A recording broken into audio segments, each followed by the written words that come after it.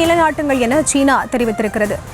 பதற்றத்தை தணிக்க நடவடிக்கை எடுக்க வேண்டும் என இரு நாடுகளுக்கும் சீனா அறிவுரை வழங்கியிருப்பது தொடர்பான அண்மை செய்திகளை பார்த்து வருகிறோம். விவரங்களோடு இணைகிறார் செய்தியாளர் வெங்கட்ரமணன். வெங்கட்ரமணன், இது தொடர்பான விவரங்களை நீங்க பதிவு செய்யலாம். குறிப்பா தொடர்ச்சியாகவே மற்ற உலக நாடுகள் இந்த இந்தியா பாகிஸ்தான் இடையே நடைபெற்று வரக்கூடிய இந்த விவகாரத்தை மற்ற உலக நாடுகளும் உன்னிப்பாக கவனித்து வருகிறது. அந்த வகையில தற்பொழுது சீனா ஒரு மிகப்பெரிய ஒரு வேண்டுகோளை வைத்திருக்கிறது. பதற்றத்தை தணிக்க இரு நாடுகளுமே நடவடிக்கை எடுக்க வேண்டும் என சீனா கேட்டுக் கொண்டிருக்கிறது. குறிப்பாக அமைதியை இரு நாடுகளும் அமைதியை நிலைநாட்டுங்கள், இந்திய பாகிஸ்தான் இடையே பதற்றத்தை தணிக்க வேண்டும் எனவும் ஏற்கனவே சவுதி அரேபியாவும் வலியுறுத்தியிருந்தது. அதே போல அமெரிக்காவும் வலியுறுத்தியது.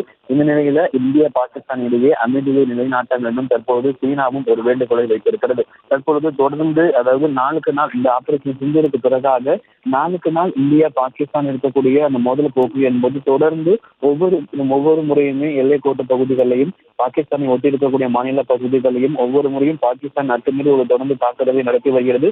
இந்தியாவும் அதற்கு தகுந்த பதிலடியை கொடுத்துக் கொண்டிருக்கிறது. பல மக்கள் அந்த எல்லை பகுதியில் அதாவது இந்தியா தரப்பிலும் சரி பாகிஸ்தான் தரப்பிலும் சரி பல மக்கள் அவர்கள் வசிக்கக்கூடிய குடியிருப்பு பகுதியிலிருந்து தகுந்து வேறு ஒரு பாதுகாப்பான இடத்திற்கு சென்றிருக்கிறார்கள். எனவே இந்த விஷயத்தை இரு நாடுகளும் அமைதியை நிலைநாட்ட வேண்டும் என தற்பொழுது சீனா தெரிவித்திருக்கிறது.